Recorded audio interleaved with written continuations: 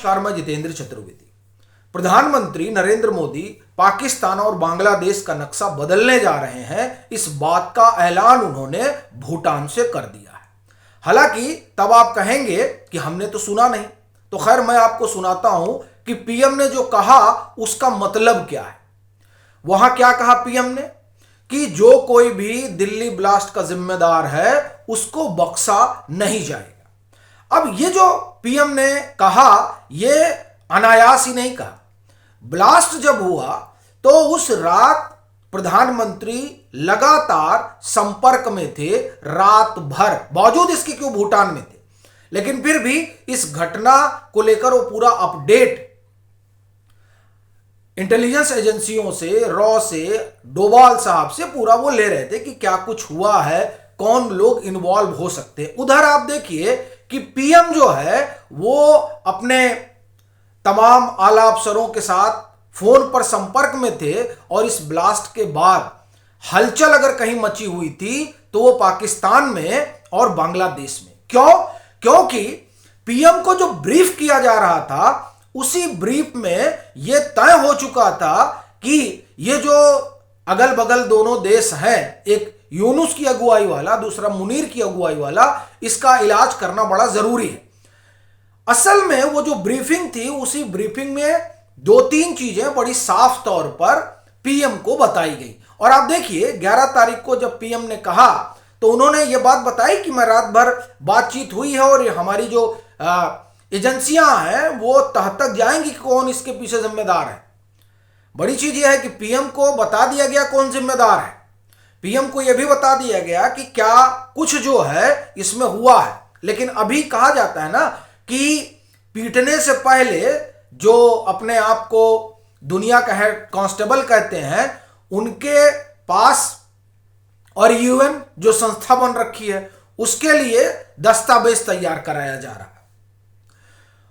वो जो दस्तावेज है वो इनके मुंह पर मारने के लिए है।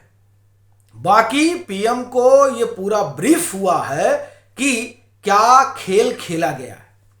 इसीलिए जब पीएम ने बोला तो उसके बाद से इन दोनों जो हुक्मरान हैं इनके पैर कांपने लगे। अब सवाल यह उठता है कि पीएम को बताया क्या गया।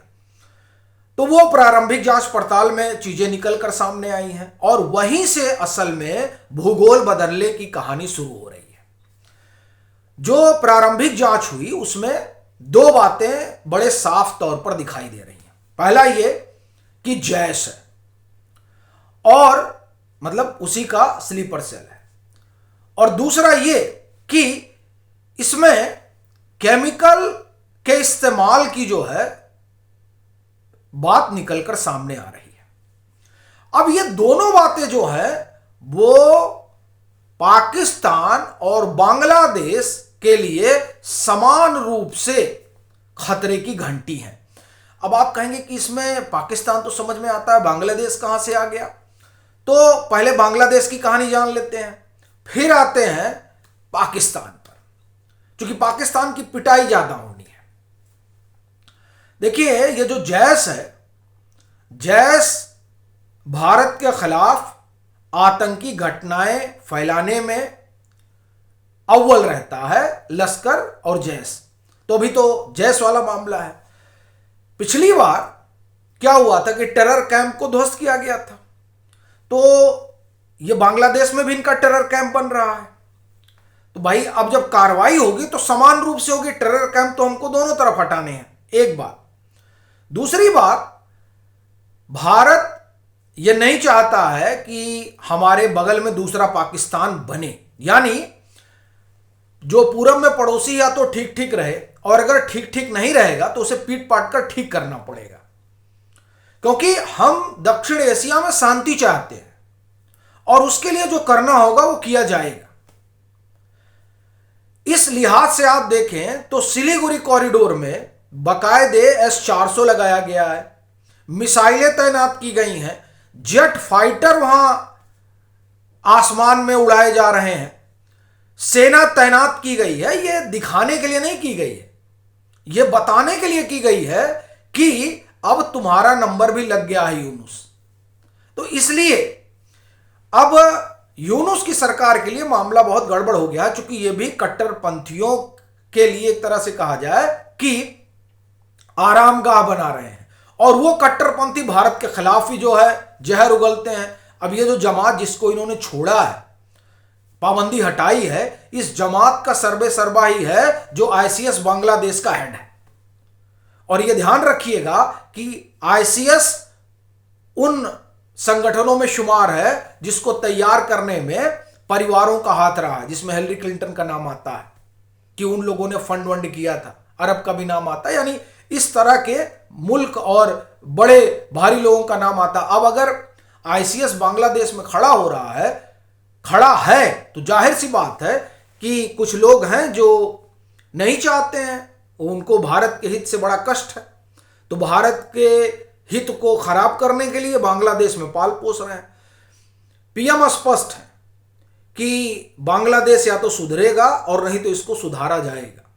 सुधारने का मतलब वहां इस तरह के कैंप नष्ट किए जाएंगे। हम अपने पड़ोस में जो है वो आतंकी नहीं पलने दे सकते हैं, फिर वो चाहे बांग्लादेश हो और चाहे पाकिस्तान हो, ये नहीं चलने वाला है।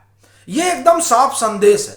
और जैश की मौजूदगी बांग्लादेश में, जमात जैसे कट्टरपंथियों की मौजूदगी, ये साफ कर रही है कि इनका इलाज जरूरी है। और जिस तरह से पाकिस्तान का पेनिट्रेशन बढ़ा है पिछले 1.5 सालों में बांग्लादेश में, उसने भी स्पष्ट कर दिया है कि ये दिल्ली ब्लास्ट ने एक तरह से कहा जाए कि ये तय कर दिया है कि अब सेना जो है वो इन सब लोगों का इलाज करेगी जो कट्टरपंथी मौजूद है सीमा के दोनों तरफ। और ध्यान रखिएगा, इन कट्टरपंथियों में वो भी हैं जो व्हाइट कॉलर कट्टरपंथी हैं, यानी मुनीर का भी इलाज होगा, ये तय माना जा रहा है। तो ये तो हो गया बांग्लादेश का किस्सा। अब मुनीर वाले पे आते हैं। देखिए, मेजर जीडी बख्शी ने तकरीबन, जब हम आपसे बात कर रहे हैं उससे 8-9 घंटे पहले एक्स पर एक पोस्ट किया है जिसमें वो कह रहे हैं कि अगर मामला केमिकल वाला आ रहा है जिसकी भनक जब रेसिन है तो मतलब केमिकल वाला मसला है, यानी ये केमिकल वार करना चाह रहे थे।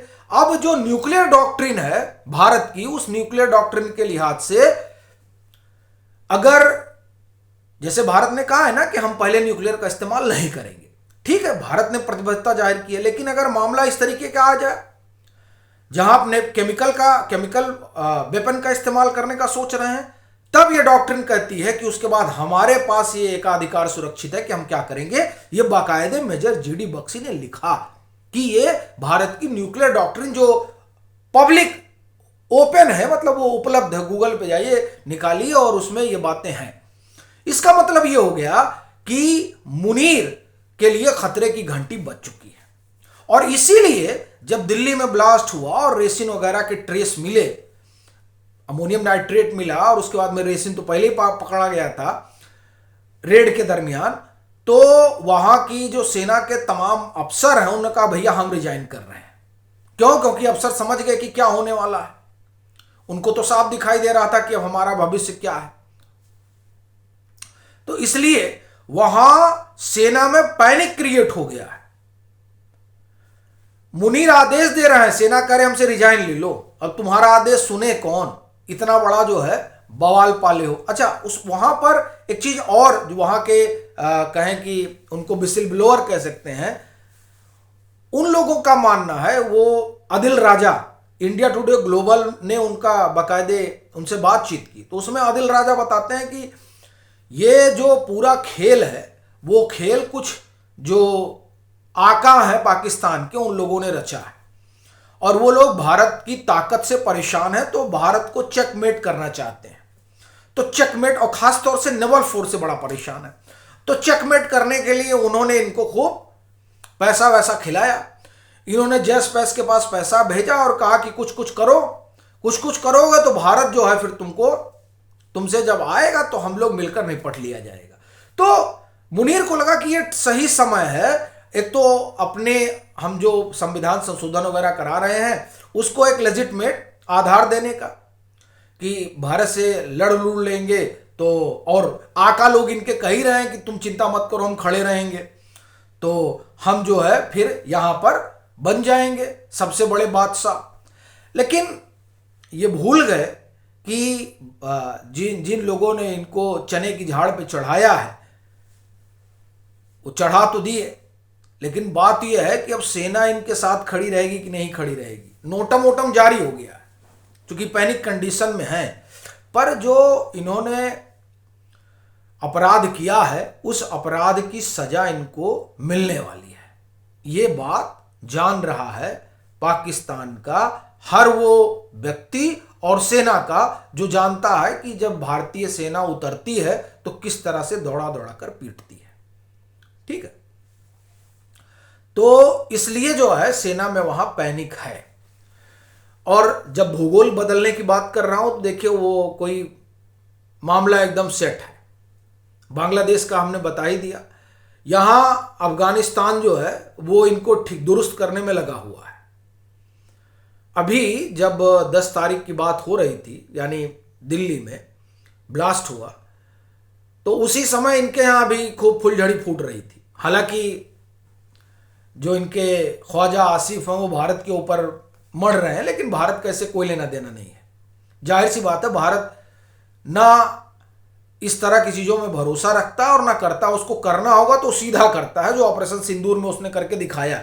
वो कहीं छिपना छिपाना नहीं हो, तो सीधे घुसेगा और पीटेगा। ये हो कहां से रहा है? ये वहां से हो रहा है जिनको इन्होंने पाला है। तो वो पटाखे फोड़ रहे हैं इनके यहां, तो पटाखे फोड़ रहे हैं तो ये भारत के ऊपर आरोप लगा रहे हैं। ये कुल मिलाकर बचने की कोशिश में है, क्योंकि मुनीर को समझ में आ गया कि भैया अब तो हम बहुत पिटाएंगे। तो इसीलिए ये मुनीर, ख्वाजा आसिफ, अब ये लोग कह रहे हैं कि नहीं, हम तो खुद ही युद्ध की स्थिति में हैं, क्योंकि हमारे यहां जो है इस तरह के विस्फोट हो रहे हैं। वो तुम्हारे यहां विस्फोट नहीं हो रहे हैं। वो जो रेसिन मिला, जिसकी आशा नहीं थी इन लोगों को मिल जाएगा, उसके बाद से इनको समझ में आ गया है कि अब जो है हमारा भूगोल बदला जाएगा। और उस भूगोल के बदलाव में अफगानिस्तान को पहले से ही सब दे दा के तैयार किया गया है। उसके पास सारे साजो सामान है, और उस साजो सामान से वो खैबर पख्तून लेके जाएगा, बलूच अलग हो जाएगा, उधर पीओके जो है वो भारत में मिल जाएगा।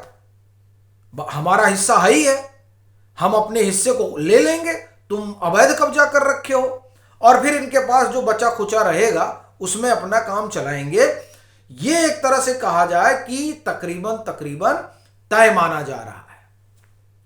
इसीलिए जो है बड़े पैनिक सिचुएशन में लोग हैं, और जो इनके आका हैं, जो इनके पीछे खड़े हैं, वो कह तो रहे हैं कि पाकिस्तान भी आतंकवाद से जूझ रहा है।